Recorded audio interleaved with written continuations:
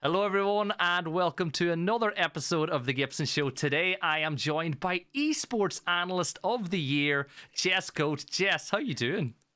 I'm doing good. It's very nice to be introduced that way. You're my first sort of video podcast of the year, so that's the first time I've been introduced that way, which is kind of nice. Is it weird to get used to, Yeah. having a title like that? Yeah. I mean, I've won awards before, but not like the biggest that you can sort of win in my job. So it's a lot different when you've got that sort of level on it. So yeah, it's definitely weird. But look, I think it's something that most people will agree that you deserved because your analysis in Siege and Valorant, on what I've seen, has always been top notch. As Fresh put it once, you're always unapologetically Jess, and you're just going to say it as you see it. So, actually, we'll kick off talking about that award because I think it's something that's worth talking about. So, obviously, you probably got notified that you'd been nominated a couple of months ago. Yep. And what was it like when you found out you got nominated? Because for some people, that's like a big enough honor as it is.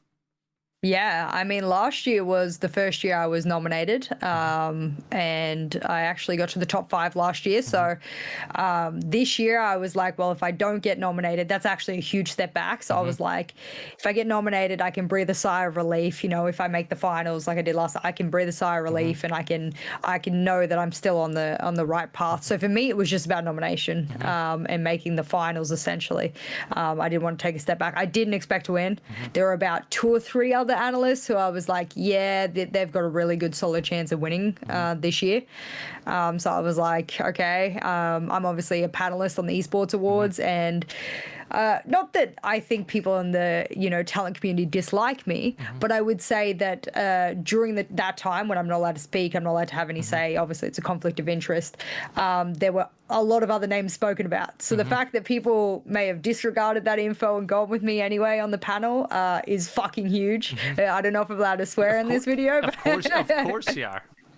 But that was the first thing I thought when I won it. I was like, there's no effing way. I was like, I was there for the talk, but there were people in the call who obviously said good things about me. But when you just wait it in your head, you're like, this one, Anyway, so I was actually very shocked. I was just happy being a finalist, man, honestly. So do you think you changed anything over the course of last year to increase your standings on the regard when it came to that vote? Or did you just keep being the same you as you always are and people just kept recognizing it?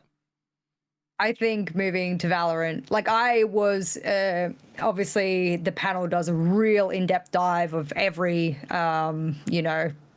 participant in the awards. Like we have to do a background on every single person that we speak about in the meetings and whatnot. So all of the analysts, all of the casters, everyone has like an Excel sheet that says all the events they've worked, all what the tier of the events were and all this kind of stuff. So it gives a huge background on each of the talent.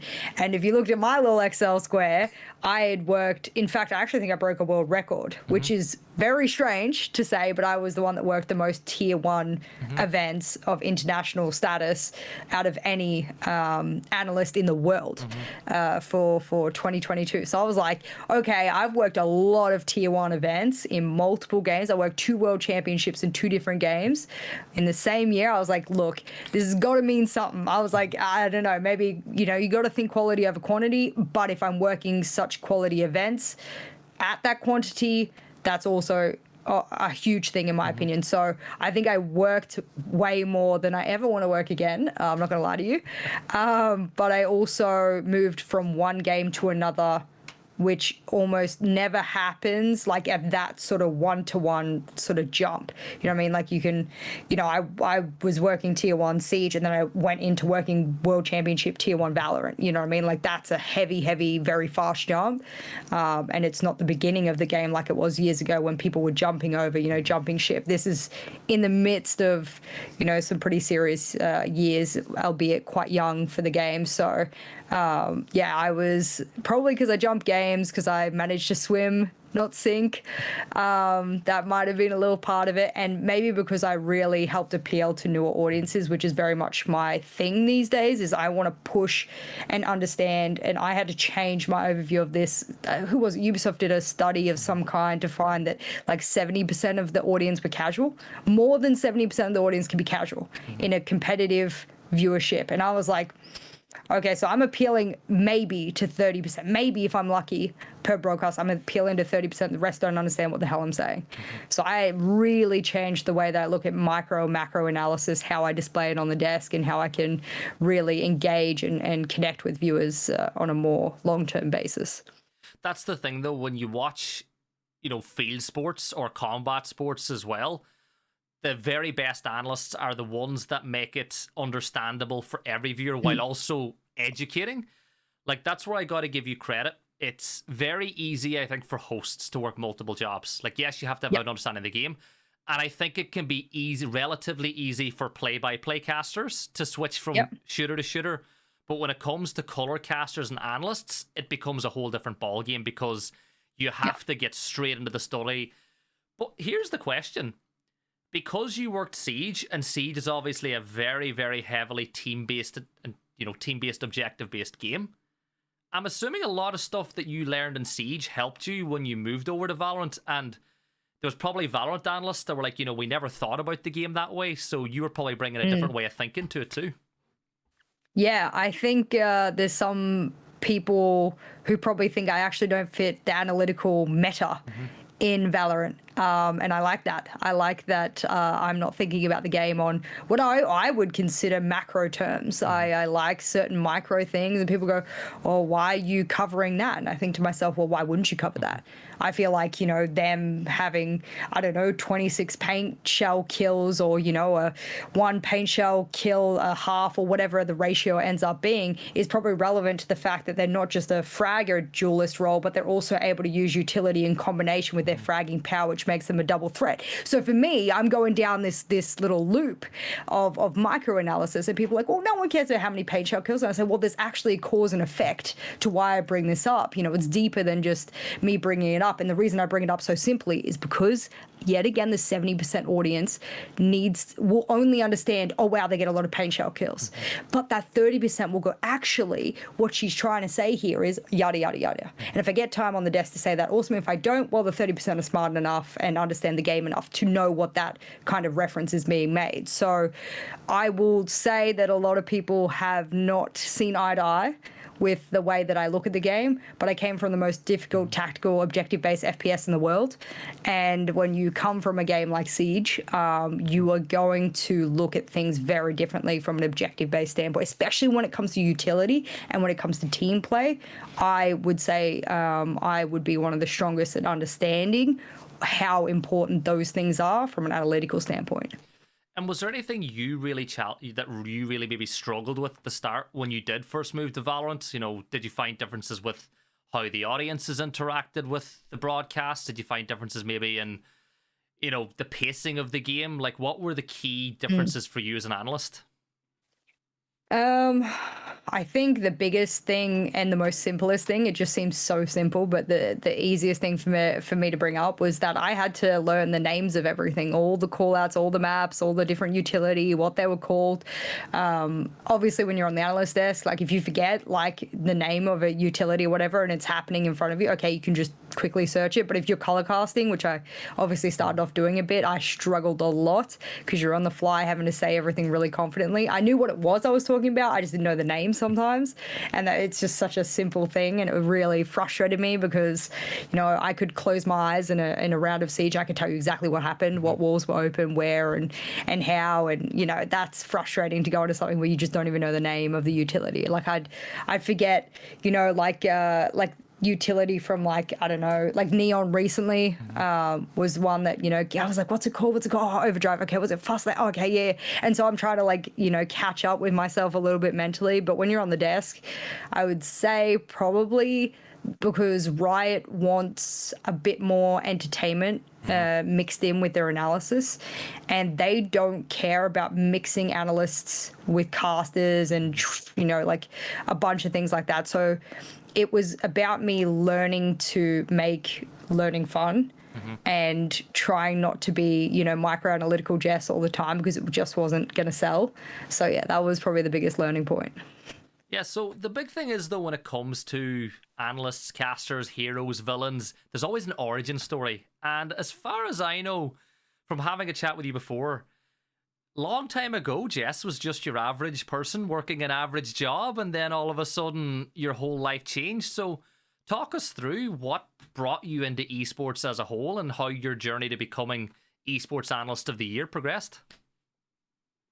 Ooh, I'm trying to pluck a sort of year out where to start, but I think the most logical area to start would be, I mean, I played video games, you know, pretty heavily since 2010, so it's been, you know, 13 years or whatever that I've been playing video games. I didn't start playing esports myself as a competitive player until about 2015. I played Call of Duty competitively on console. Then I want to say, I don't know, I think it might have even been mid 2017. My dates are really off with the season, so every time I think about the Siege season, I'm like, God, I could be like well off by 6 months here. But around 2017, my team moved to Siege. I didn't want to move, obviously, you know, change hurts, change sucks. What's this effing Siege game? So I sort of reluctantly, with the very little money that I had, moved over to Siege. Went and bought the game, you know, secondhand, EB Games, and chucked it in the console, gave it a go, and became addicted very quickly. So at the time, I was finishing university. I was just finishing my bachelor degree and starting my master's degree. So it was, you know, it was a tough time. I didn't have a lot of money. I could really only afford a console. You know, all I did was work, study, sleep, you know, game when I could to try and take the edge off. And that was really my life at the time. And gaming really was an outlet for me. Like, I didn't have sort of any other outlet, any other time, you know, other than when I jump into bed. I had a little studio, so my TV was right in front of my bed, and I just play with my teammates as much as I could. And I don't know, I was Prestige Master 683 or some shit. Like, I had obnoxious hours in this game. Like, it was so stupid. I was a search and destroy demon, so it was natural for me to move into Siege, I guess, in the end. But then team moved, I moved over, got a bit addicted. Then I ended up starting my own tutoring business. So I would tutor students in psychology, English, etc., etc. Got enough money for a PC. You know, obviously comp and moved to PC, and I was like, well, I can't play comp on PlayStation, so I'll have to move to PC. Then I moved to PC. I want to say maybe 6 or more months later, my team and I qualified for Challenger League, which at the very same time I had just gotten accepted as a teacher at the university in Melbourne. So I was a criminologist at that point, qualified, you know, master's degree and everything to teach. And my team sort of sat me down. They're like, so we qualified for Challenger League. You work obnoxious hours now with the university and everything. We need to scrim at the times that you're working. And I was like, I get the picture, guys. I was like, take me to sub, you know, get someone else in. But if you do get someone else in, please, and I raised my hand at the time, say, please try and get another woman in. I know another woman by the name of Luna, who happened to be the first pro in Australia, by the way, first woman pro. Yep. Shout out to her. So I feel, I'm like in the back of my head, I'm like, yes, I gave her first, you know, little foray into it. But I was like, you know, if it can be another woman. They did, they picked her up. I don't know how long she stayed in the team for, but I think they bombed out in Challenger League anyway, so it doesn't really matter. But you know, it's a good bit of experience for the team. And then I jokingly, so this is where it kicks off, right? I jokingly, a lot of people don't know this, but I would still play with all of my teammates. Shout out to Space Prism, who was like one of my greatest gaming friends, you know, teammate back in those CL days. And I said to him, I said, oh, I've applied for this. On Twitter, they put this analyst position for Penta. And he goes, oh, yeah, apply for that. Yeah. And I was like, yeah. And when you come from Australia, like pro teams and shit like that, they're just like, they're just like deities. Like you never meet them, you never see them. Like that's Australia, right? You're too far away from it all. You're too far removed. And anyway, I applied. They got back to me and they said, could you do a review of a team, both a review and an analysis of whatever? And I was like, oh, fuck yeah. I was like, that's easy for me. I touch type at over 100 words per minute. I know how to look at a VOD, you know, with my eyes like frigging half closed. I was like, whatever. So I did this. I'll have to release it one day. I'll have to release the review I did at the time to get the job with Penta because I think it's very interesting. Anyway, I blasted through, you know, the screenshots, the this, the that, their analysis, and it was like, ended up being like 3,000 words or some shit in the end, right? And I just assumed every analyst did this. At the time, I just assumed every analyst was as thorough as I was being. So the manager got back to me and he goes, hey, the team liked it. Could you do another one just to confirm? You know what I mean? So I was like, hell yeah, like whatever. So I did another one. And then I don't know how much long later, this was all in quick succession, I think. This all happened very fast. So I was confused, obviously. So anyway, they got back and they said team loved it. They want to jump in a TeamSpeak meeting. I'd never had TeamSpeak in my life. I'm like, what the fuck is TeamSpeak? I was like, oh, okay. And so I'm like Googling TeamSpeak. I was like, how do I get into this? Whatever. So I jump in the meeting and there's like I think there was 4 of them there or something like that. And none of them were really talking, and I was like, yeah, I'm too lowly to be spoken to, guys, don't worry. But the manager was speaking. And you're like, oh, blah, blah, blah, back and forth. And then they go, when are you moving to Europe? And I was like, I'm a little confused by the comment. But I was like, I was smart enough to understand where the connotation was coming from of like, your shit's good, let's go kind of thing. And I was like, and at the time I was married to a Swiss woman and we had discussed previously, you know, moving to Switzerland to stay with her family and stuff like that. And I was like, fuck. And I was like, oh, we're thinking of moving in November. So I was like, is that what you guys want? And they're like, well, yeah, we want to qualify for Six Invitational. We want to, you know, all these kind of things. We need an analyst, you know, we don't have a coach at the moment, yada, yada. So I was like, fuck, I guess give me some time to think about it, you know, and I just got off that meeting and I was like, this is stupid. I was like, this is ridiculous. I was like, I'm just a lowly criminological teacher at this university, but I don't even know what world I'm getting into. So I was like, okay. So I called my dad and I was like, you're not going to believe it. I was like, there's this job in Germany, blah, blah, it's esports. I said, you're not going to really understand, but like, yada, yada. And he goes silent for a second and he goes, Jess, the universities will always need a teacher and you'll always have both of your degrees, but will this team always need an analyst and coach? And I was like, sure, I guess not. I was like, all right, I guess that's my answer then. So I packed up my bags, moved to Switzerland, ended up at the Penna Gaming House, you know, not long later. Flew to my very first LAN, DreamHack Sweden, managed to counter-analyze SSG to get our ticket to Six Invitational. Got knocked out by Norengo, one of the best Japanese teams to ever exist. So whilst that's an honor, it was also a curse that they were in our group. So I think we would have made it a heck of a lot further.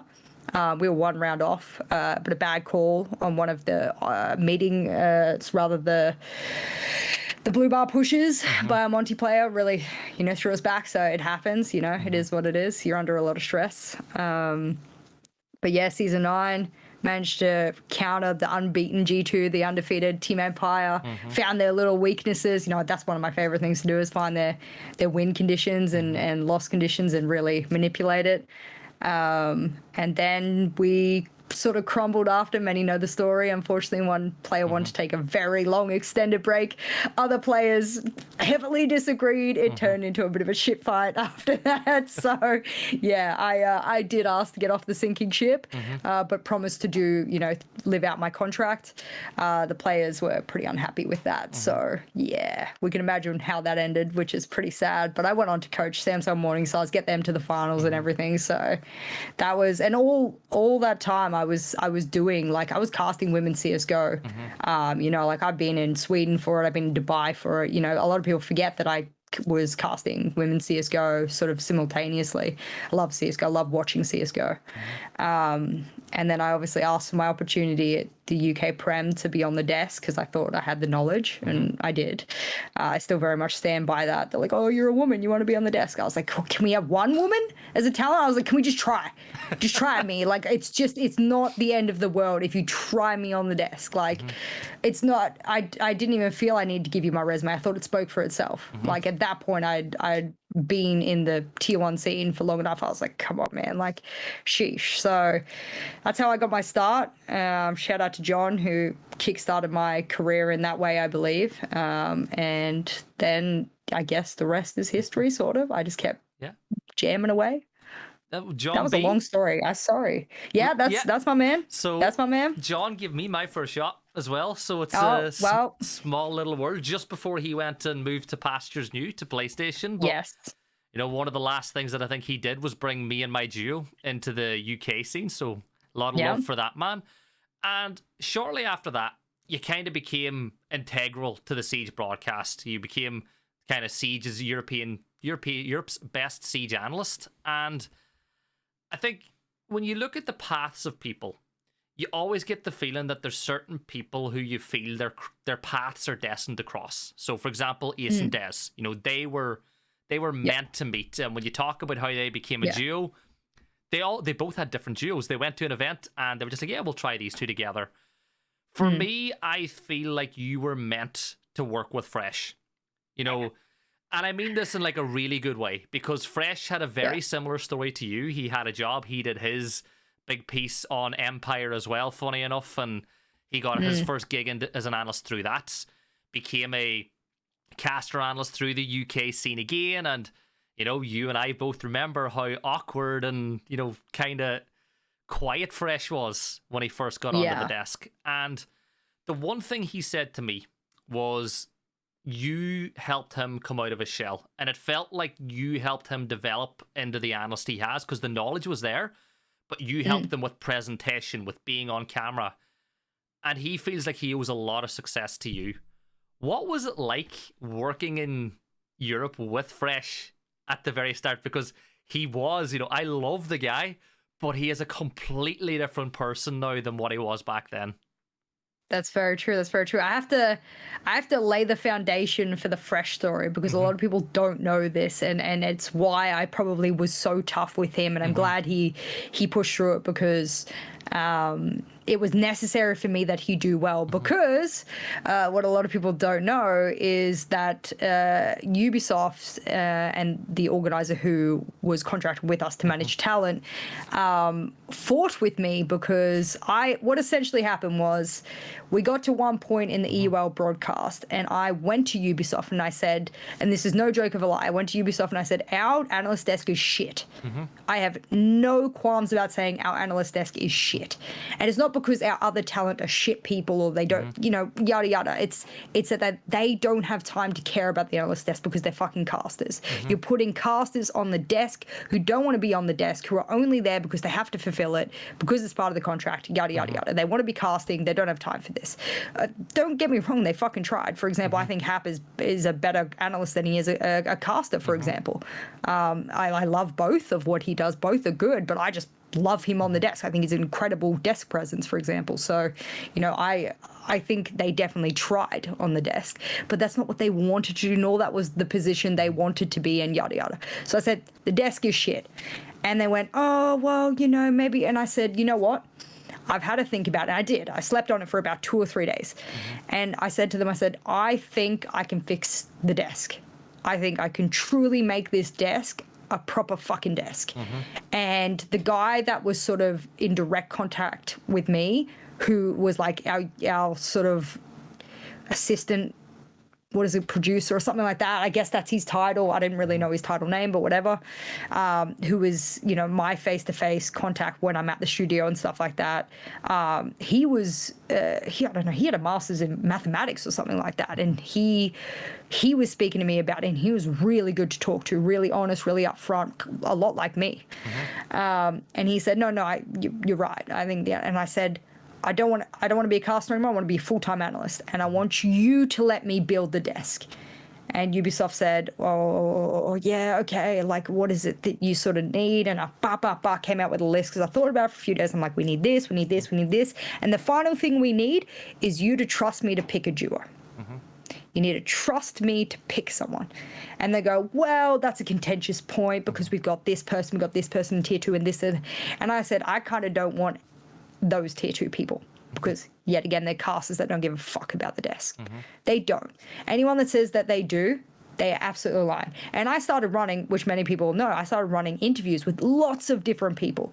I put out the word, hey, looking around, and I was jumping in phone calls and meetings and stuff. Some of those phone calls were bitterly disappointing. Some were great, but, you know, I looked at some of their VODs and I was like, could they be good on the desk because all they've given me is casting VODs? You know, I don't know if that's going to translate to desk presence, yada, yada, yada.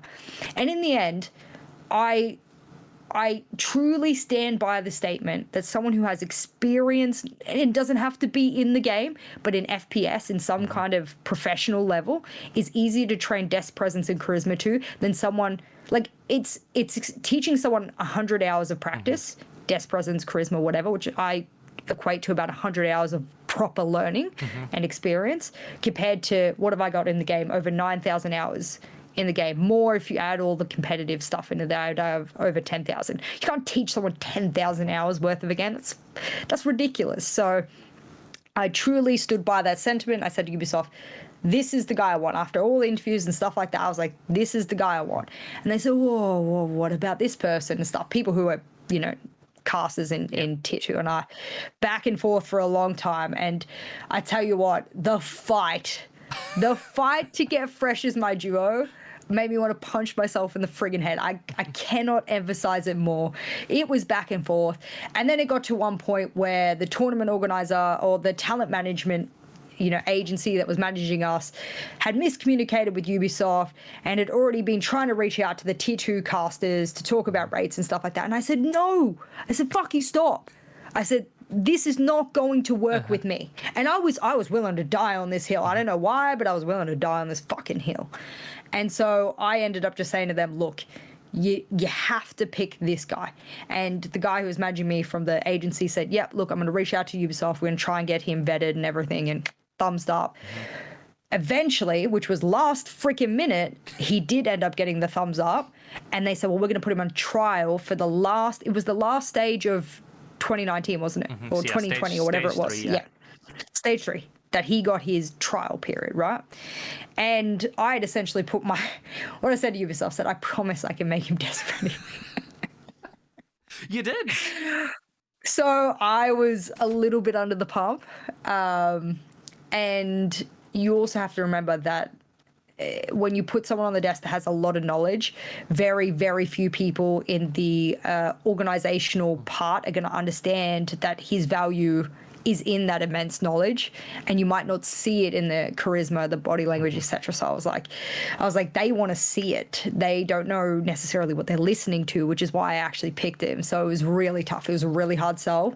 The first few weeks, I felt like maybe we wouldn't get past the trial period because he swayed a lot on the desk. He was real rigid, robotic, like it was not a good sell at that point. And so, yeah, I essentially, like, I thought to myself, at the end of this stage, he might not like me, but he'll be a better analyst. And that's what I need from him. I'm not here to be his best friend. I'm here to be the best fucking analyst duo on the desk that exists in the world.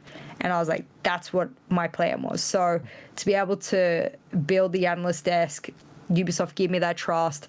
Fresh to trust me to leave his friggin' full-time job to come get paid probably less, I don't know, you know, given you only get paid per broadcast day and stuff like that. So I was like, that's a lot, man. It was a freaking lot. I'll tell you that much. It was a friggin' lot. So he did end up swimming. He's fine now.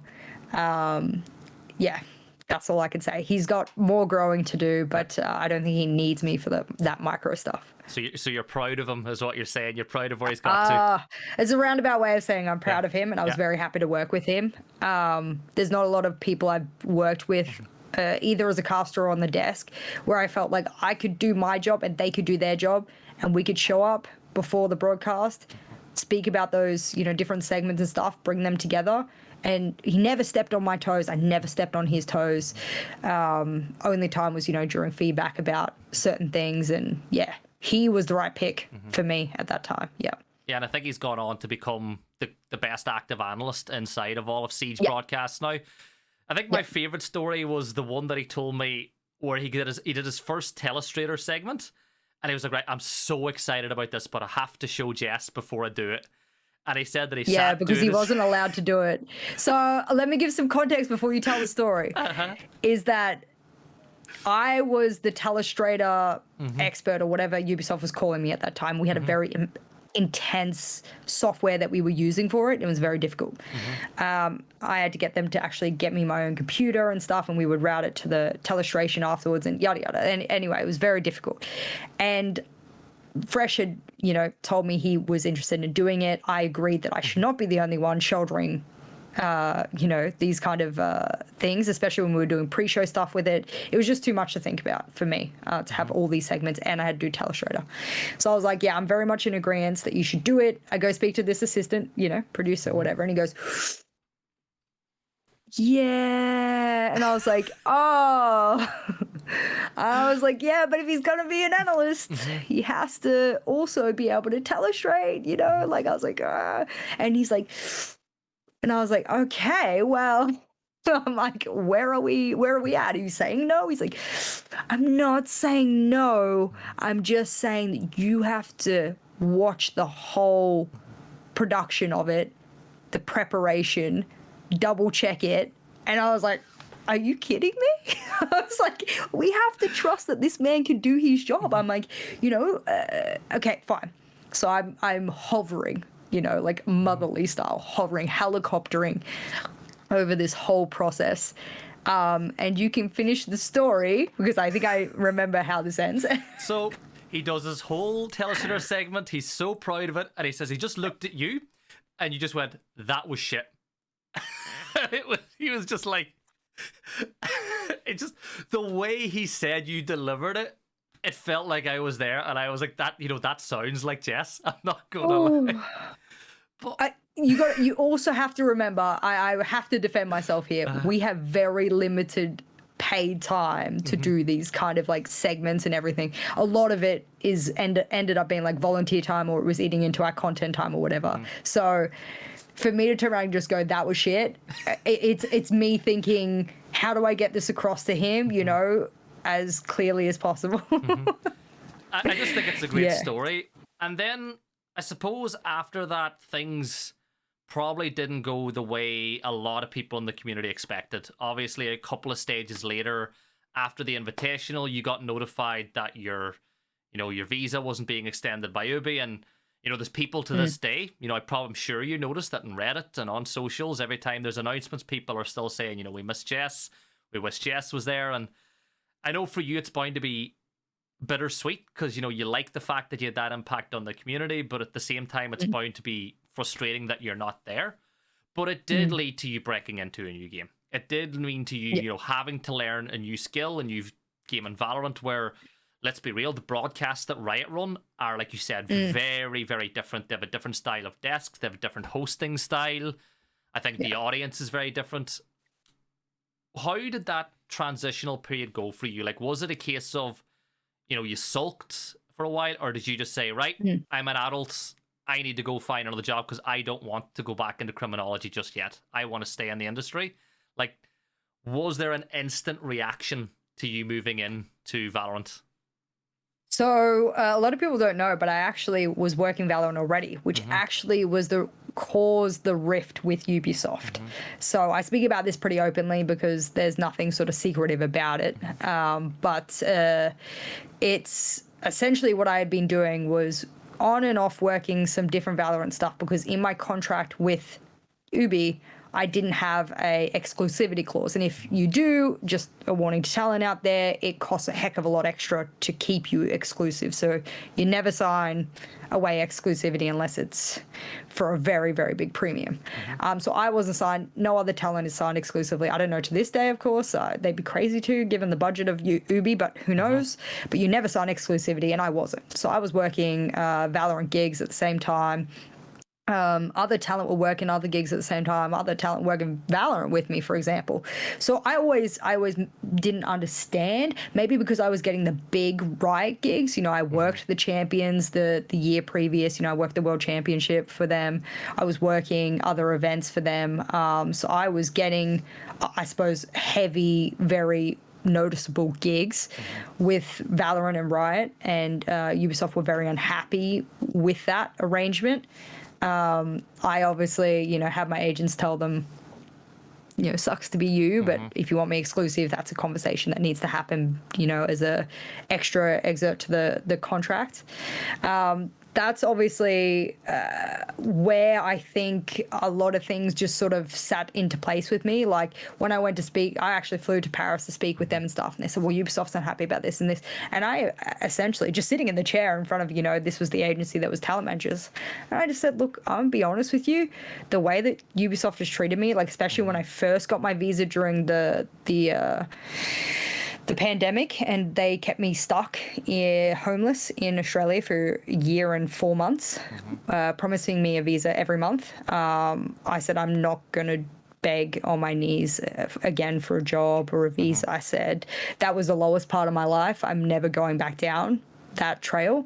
And I think out of anyone who owes me, given that year and 4 months and what I was able to do on the analyst desk and whatnot, I felt it was Ubi. I didn't feel I was in a position to be the one making adjustments to the things that were going on. So I said to them in the office, which is not the talent manager's fault, they're obviously just the middleman and woman, but that was the conversation, and they just essentially said, well, Ubi says, like, we can't continue with this. And I said, that's fine.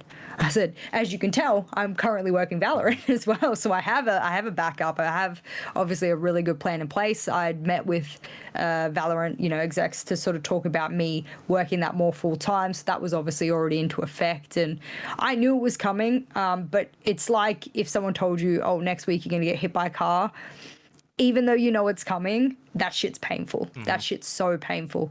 I think I even messaged Fresh on his friggin' birthday to let him know, you know what I mean, that I was not working with him anymore. And I think the talent agency had to reach out to someone pretty damn quickly. I think they were even already, just in case I had bad negotiations, which we all knew it was going there anyway.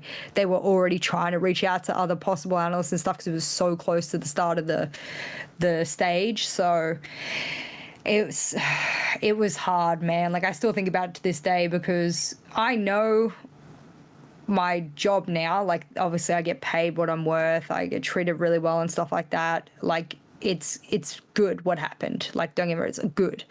But like it doesn't make me stop missing what I had in Siege, what I grew, what I was able to achieve, and my ability in Siege. I feel like that was super wasted. Like, I felt like that was the biggest waste. I was like, man, you got someone who can close their eyes and tell you, after Michael passed, I ended up knowing I took the mantle of big brain of Siege. I didn't want it, but I knew I had it, and I knew he had believed strongly in me after a very nice conversation I had with him in Mexico. So I was like, okay, he believes in me.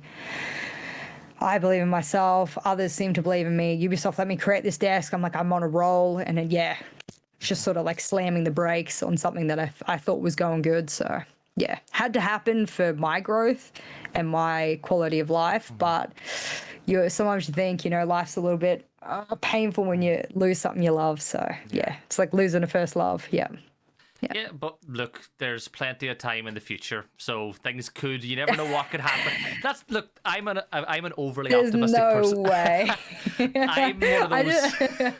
I'm what they call a dreamer, and I'm the sort of person that is maybe too optimistic, and it drives my duo crazy. Like, Whoop, it's like, would you please stop being so happy and positive all the time? Even when it comes to my analysis, whenever I'm talking about teams, it's like, I find it so hard to say a negative thing about a team because it's not me. But I think on that, there's three Jesses, and I'll explain what I mean now. So, and I want to make sure everybody gets to know all three. So obviously there's the on-camera Jess, incredibly confident, you know what you're talking about, you present your points, and you're all about, perfection.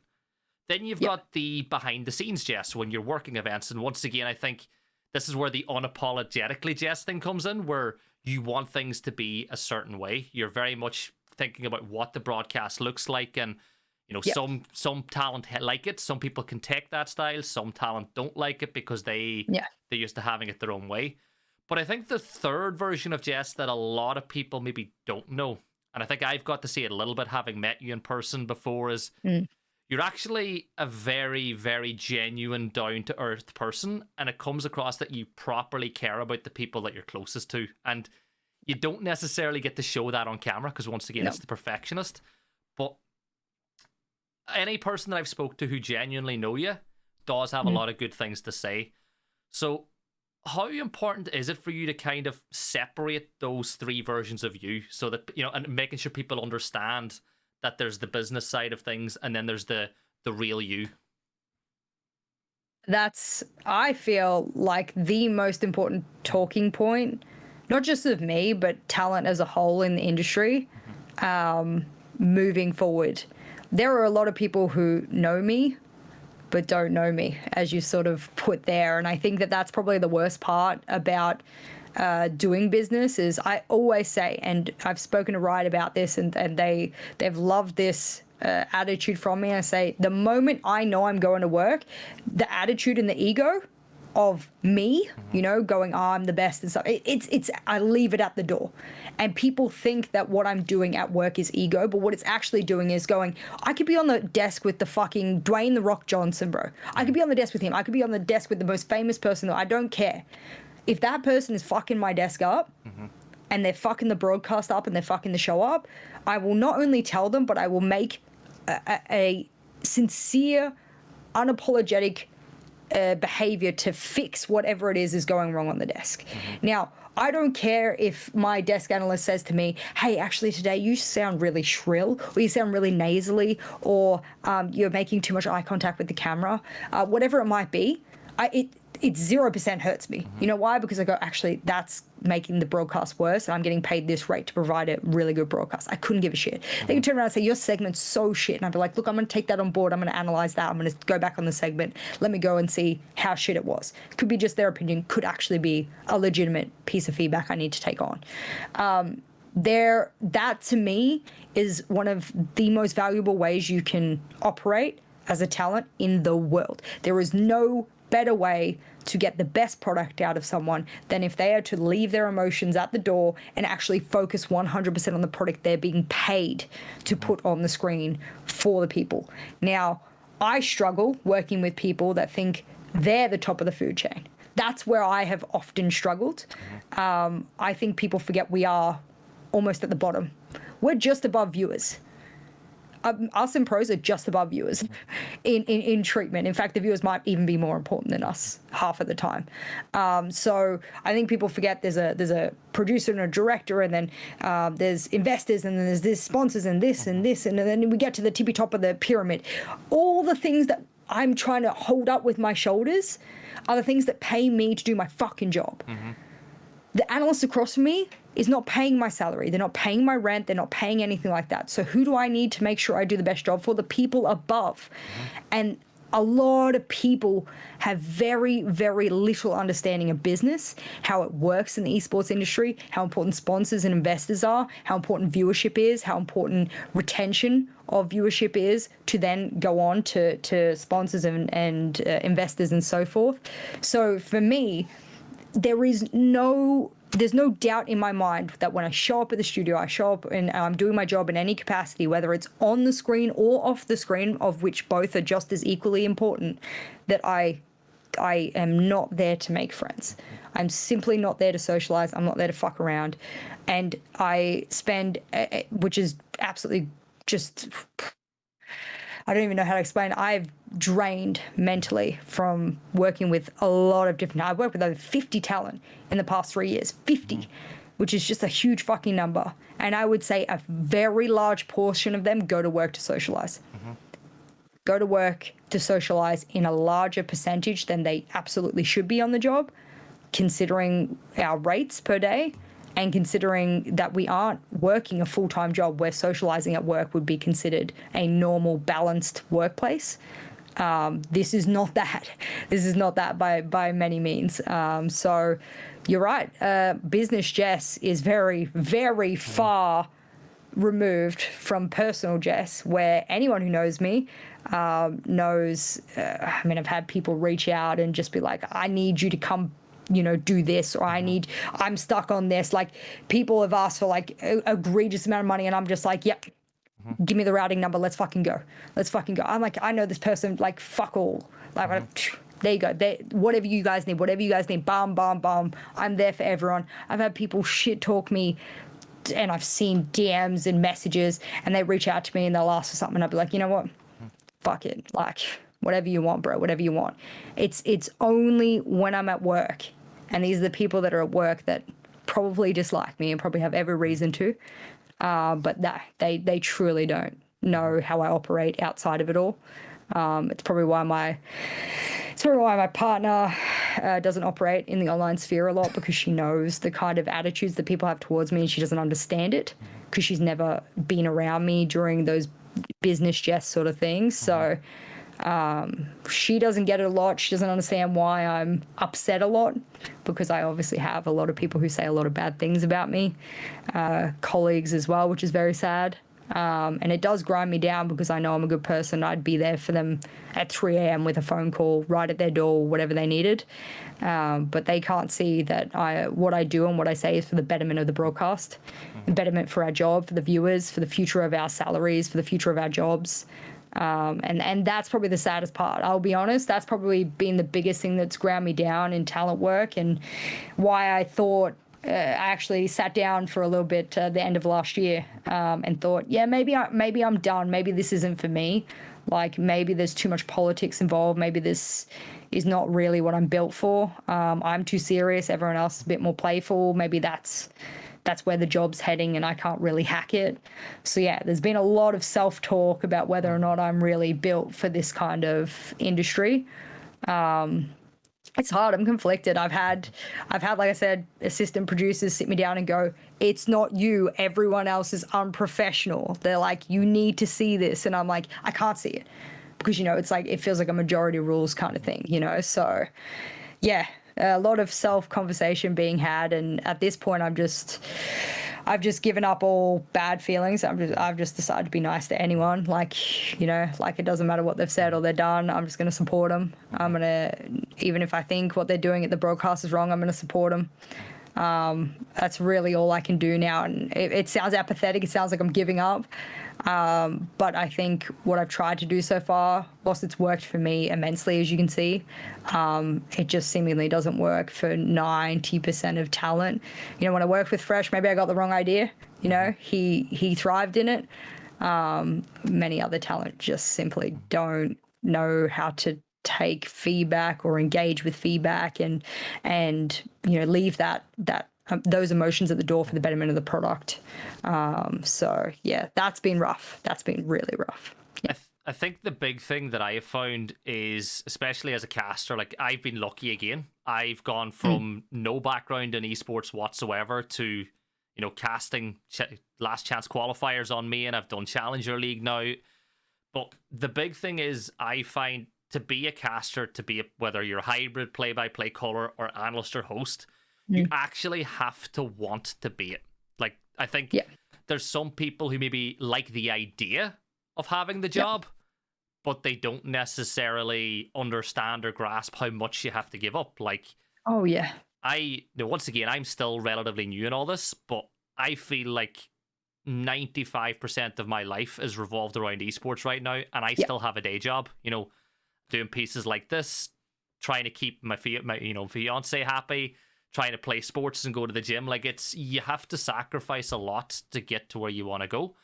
And I think something you'll know a lot about too is you have to deal with the community. And no matter how good you are at your job, there's people who just aren't going to like you. I've seen people's, DMs on Twitter. I've seen some of the messages people have gotten, and there's just horrible things said from community members. And I think these people have to realize that, as talent, most of us don't let it doesn't get to us. Like if some people are like, oh, it's a badge of honor when you start getting that stuff coming through.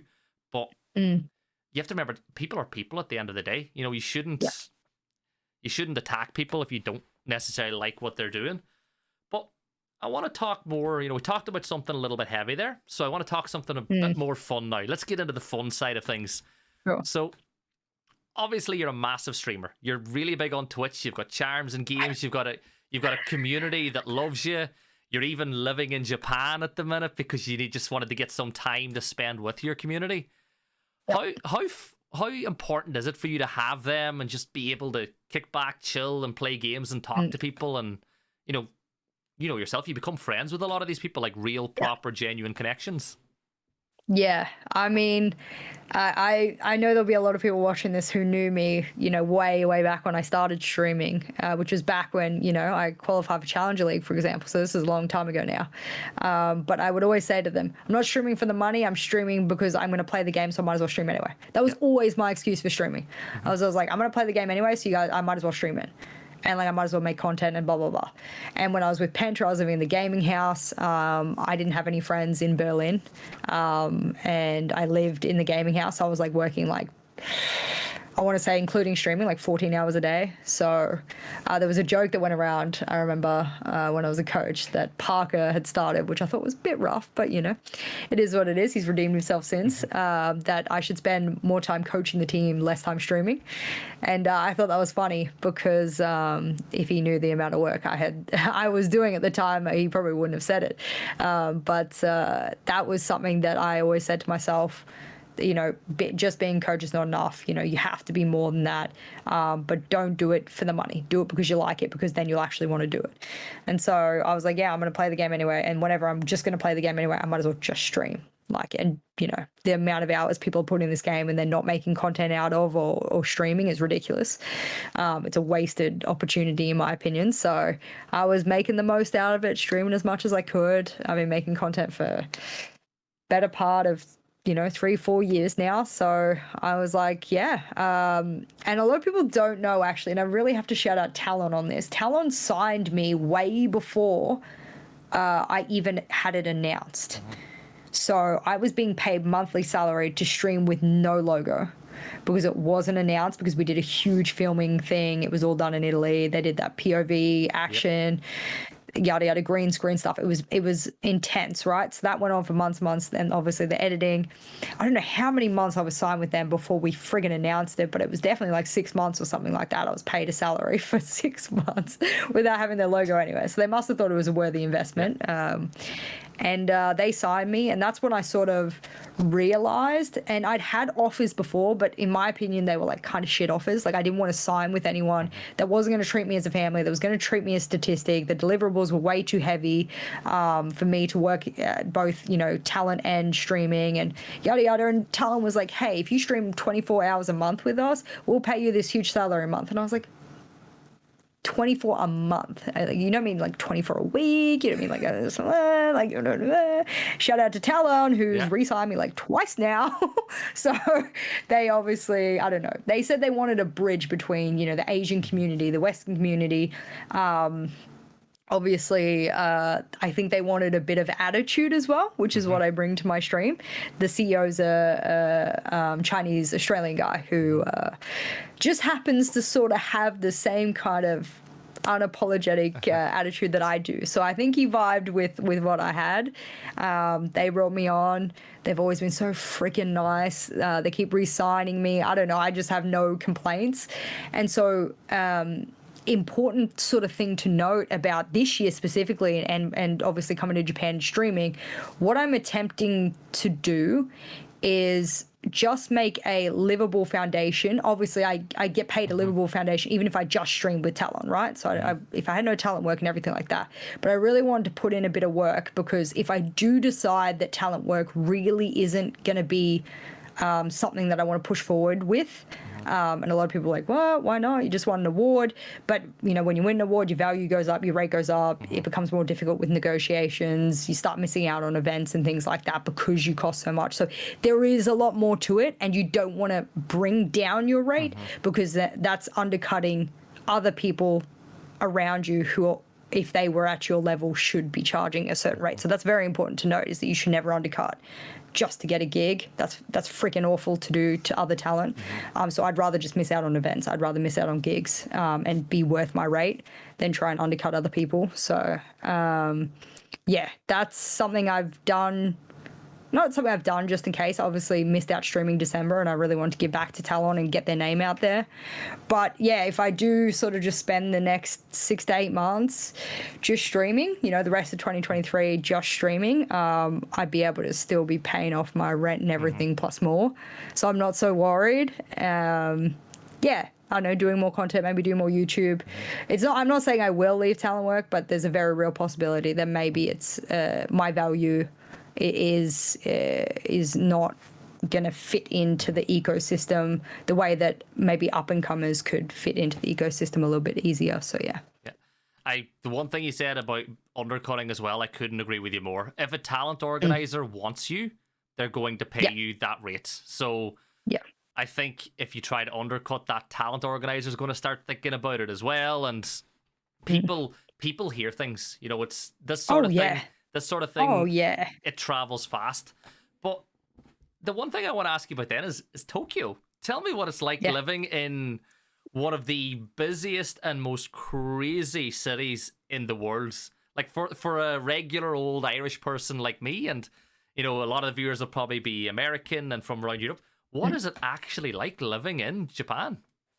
I mean, I was in Australia. I'm obviously Australian, so I was in Australia visiting family for Christmas, and my stream schedule was European stream schedule. So I'd go from like 1 p.m. to like 9 p.m., which in APAC time zone was like 10 p.m. to 6 a.m. or whatever it was.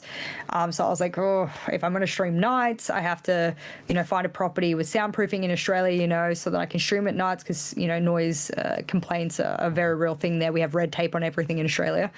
So I was like, okay, what am I going to do? And I couldn't find anywhere. It was January. It was like the full holiday season. Like everything was like 10,000 euros a month or some shit like that. I was like, oh my God, I can't find anything.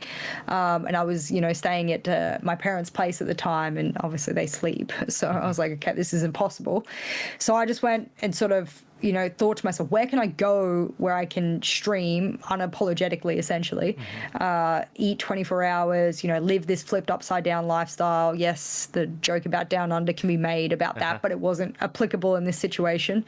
And I was like, well, I think 3 countries. I'm thinking Taiwan, I'm thinking Korea, or I'm thinking Japan.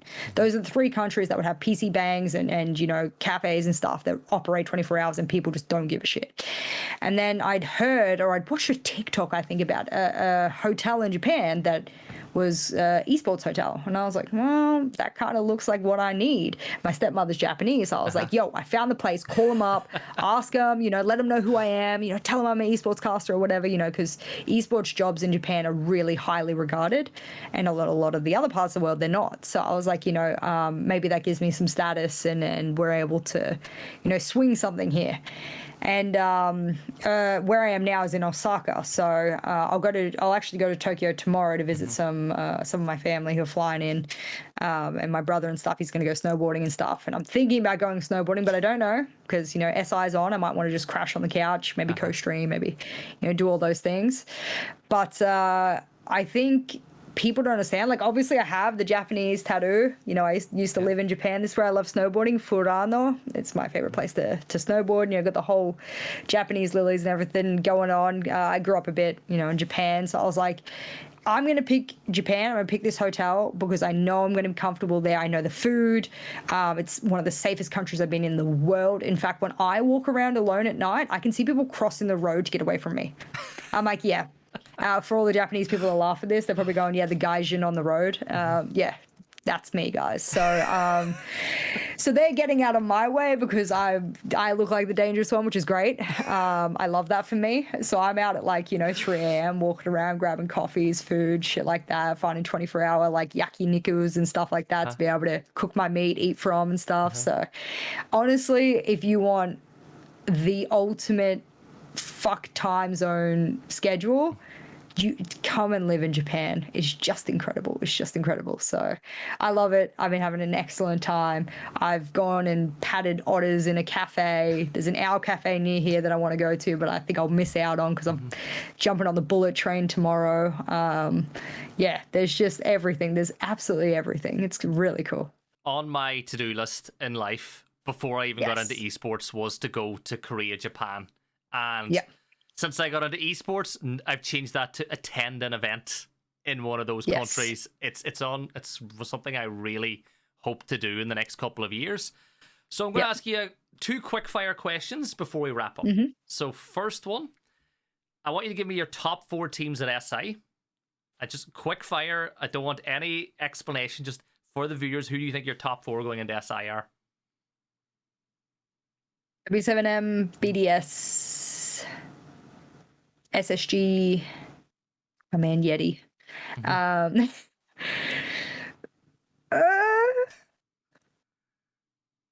don't know. Oh, I want no. I don't have a 4th. It's a top 3. Yeah, top 3. I don't have a 4th. No. I have a lot of love for Yeti too. He came on and did a podcast episode. That man, I could talk to him all day. He's just hilarious. Every event I went to, man, just would always be like, hey, Jess, hey, what's going on? Hey. You know, and I'm like, oh my God, you don't have to be that nice to me. In fact, no other player is as nice as you are. So I was like, hell yeah. I say that. Dan and I had a good relationship. Dan from Outsiders had a good relationship as well. So yeah. I heard him and Fresh had a good relationship playing ranked at 3 a.m. at an invitational once. And then obviously my top 4 is a little bit different. W7M to me, I have them rated really highly, but I want them to finally prove it. You know, to me, they've been the maybe team. Naturally. I have the heart pick, which is Liquid. You know, my heart just for Desk and Palu. I think Koi are going to bounce back. Yeah, you want it. I get it. I couldn't do it anymore because like it was too much heartbreak. It was like, how many times do you pick Liquid to like walk away with something and they don't? So it's like, I couldn't do it. Then BDS and Sonics are my last 2. I think the Sonics project's incredible. I will give Sonics my 4th then. The reason I give Sonics my 4th is because I think Citizen's transfer to them was not hyped up the way it should have been. Now, I might not like, you know, Citizen so much as a person. You know, we don't know each other that well, and I've seen some things written that are fucking awful. But as a player, I think he should have been way more hyped moving to Sonics. Anytime you pick up a player with that kind of impact, with that kind of playability in the game, I feel like we should be like, whoa, this is a massive, like, international transfer. And the community was kind of like, eh. Like, on Reddit, it was, like, upvoted, like, barely at all. And I was like, I don't mean to be rude, but this is actually big news, and I feel like we should all treat it as such. So I kind of want them to sort of, you know, how do you nicely, I don't know what the saying is, this I think this is Australian, but how do you nicely say spit in the faces of? What's a nice way? They say it in Ireland too. It's not just an Australian thing. Okay. Thank you. Yeah, I kind of want them to spit in the faces of the haters, you know. So I spoke to Seth about it, and he said the minute that he got that email that says Citizen was available, there was no second thoughts. It was bang. Yeah. And I think that everybody wins. You know, G2 get Benja in, who's a completely different player. They're going to change their style. Heroic lose. Obviously, Heroic are the huge losers in all of this, but I just like everything about Sonics. I like their PUBG team. I like what they're doing there. I like Seth. Oh, I love that PUBG team. I really like bringing back in Goddess. Like, I was in Jönköping. Oh, and hell yeah. I saw the impact that she had behind the players, and they loved her. And then, you know, we spoke about the Liquid thing. The only time I've nearly cried at an esports event was looking at Nesk and Palu after that final in the corner, because they did the signings side by side. So we went down to a corner in the back of the room, and on one side you've got BDS, who are in tears of joy having just won, and just beside them you've got dejected Nesk, dejected Palu, and you know, I felt like I wanted to give them a hug, but they barely know me, so I don't have the I couldn't just walk up and do it. So, changing topic, Valorant. Who's your top 4 teams in the world going into 2023? It's funny because no matter what anyone says, they'd be lying because no one knows anything really about the new teams. So obviously, Talon number 1. We all know I went to great lengths to get Paddy from Overwatch and bring him back to our beautiful team. You're all welcome for that, by the way. Many conversations with the CEO went down. Jokes aside, I want to see good things. It's hard. Like, I want. No, because if I make statements here, this is the problem with different communities of esports. You asked it before. The Valorant community is going to take this, they'll clip it, and they'll be like, "Oh my god, this analyst!" Like when they start losing at like friggin' lock-in or something, they're like, "This analyst doesn't know what she's talking about." That's how hard they can go sometimes, and so I'm always very nervous to say names of any team without having actual evidence. Okay, let's go Talon number one. I think teams that didn't really make any changes will do well. So if that gives anyone indications, I think that's probably going to do well. I think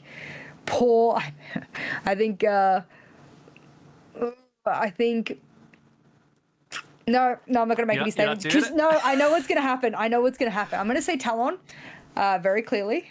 No bias at all. No, absolutely not. Hello, have you seen Paddy play FPS? I think Talon takes every spot. Yeah, no, I can't make predictions. And honestly, that's a lot of people ask me what I changed. You asked me what I changed when I went into Valorant. That's something I also changed going into Valorant. I actually stopped doing sort of biased takes and like sort of stuff like that. The only thing I did was pick up a near airport gag. So I would treat North American teams, regardless of the players or the teams, harder, just so that in future events I could then flip the trend. I ripped the the near airport card at one of the events as a reverse gag, and I then became an NA lover, an optic lover. So obviously I think the mixture of teams is yet to be seen. So I think that's a smart answer, because if I start saying, oh yeah, Ye is a good enough player that he can just carry a new subset of and then that doesn't happen, I think it'll turn out bad for me. So I think I'm saving myself some Reddit nightmare down the track by not saying anything. And I respect it. Look, as a Siege play-by-play hybrid caster, my job is to get things wrong, so I'm okay with it. You got to self-deprecate when you do. I envy you, man. I envy you. I can't speak as fast or as fluently as you play-by-plays do, so I envy you in more ways than one. So it's a special trait. If people can understand me when I get talking full flow, because I am Irish, and some people struggle. Like somebody once asked, "What language is this guy speaking?" And I just laughed. Like, to me, it was funny, but it's good fun. Look, as I said, it was the whole point of these interviews is to get to know the person, and I think we've had a lot of fun with that. I think I've learned a lot about you, even as myself. But as we finish, the one thing I like to do is open the floor to you. So if there's anything you want to say to wrap up, anything you want to put out there, the floor is yours. Oh, geez. I think, especially probably because this is like about my story and stuff like that. And I haven't been doing like a lot of like podcasts or like vloggy things recently. Sometimes I speak about it on live stream, but that's very different. Of course, it's a live platform, so you got to be there to hear it, kind of thing. But I guess like I want people to know that I love the community. I love my job. I love everything that I do. And me sort of moving into a mind frame of maybe I don't want to do this anymore is not because I don't love it and I don't love the community. I don't love all the things, and a lot of people should be like, you should be lucky to be in the position. And I feel incredibly lucky to have gotten to where I am. I'm going to wait to see what happens with the Tokyo Masters. So we have Tokyo Masters coming up with Valorant. If for whatever reason, which I don't really comprehend, I understand the last two events I've not been invited to. Lock-in, they only have 2 analysts. And I agree with them both wholeheartedly. One North American representative, one of the APAC representatives, 100%. I was the only analyst in all of Valorant to work every single international event last year. So I've worked my fair share of events. I'm not going to complain. But if I was to then miss out on like a third event, I would probably start to sort of put the puzzle pieces together that there's something disjointed here. You know, there's something, is it my cost? Is it the way that I interact with other talent? Is it this or this or this? You know, whatever it is that is limiting me from being able to be at those international events. And obviously Japan means a lot to me and the community. I have a lot of fan base from there. So arigato gozaimasu. If you're watching this from Japan, I appreciate you.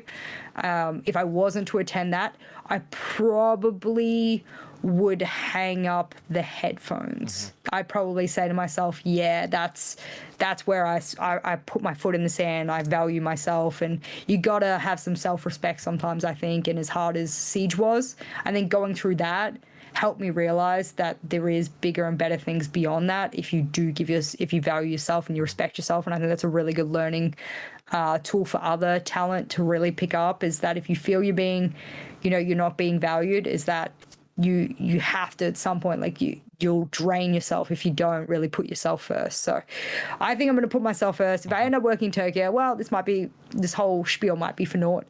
But if I don't end up working Tokyo, then yeah, maybe it's time to go back into content creation. I still have the contract to finish out with Talon. I'm not going to break that. They've treated me too good to ever break that. So I would 100% just content create for the rest of the year, and then make decisions from there. So if you've followed this far in this podcast, you probably want to hear that sort of spiel, because you want to know where I'm going to be in 6 to 12 months. And all I can say is I want to wake up next to my partner. I don't want to constantly be fighting for visas. I don't want to know where my next paycheck's coming from. I don't want to know if I'm getting an event or not getting an event. I've done everything I can. I've won the biggest award I can. I work freaking hard. You want to be rewarded for doing all of those things, and I think at this point I should be. So we'll see what comes of it. And I just freaking love everyone who supports me, especially being in Japan and streaming. I looked at the viewership for the past 12 days, and I was like, holy! So many people came in and out of the stream. So many people chatted. Like, that was friggin' insane. I was over 500 subs or something like that. I was like, oh my god. Thanks, guys. You guys are the best. So that's been huge. And shout out to you for doing these videos, because I feel like the Siege community definitely has lacked in sort of personalization of people. And I think that you've been able to give life and humanize me beyond the obvious opinions of many. So that's been really nice. I appreciate you giving me a platform to do that. No, thank you. Look, I appreciate that a lot. For me, it was the same. I felt there was a massive lack of content out there, because I would watch it. You know, this is stuff I want to know. So if no one else... You putting this on Spotify?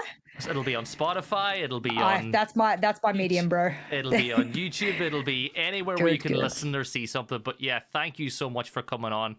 Congratulations again on being Esports Analyst of the Year. It is a massive, massive honor, and I'm sure you'll wear it with honor and pride. So congratulations again.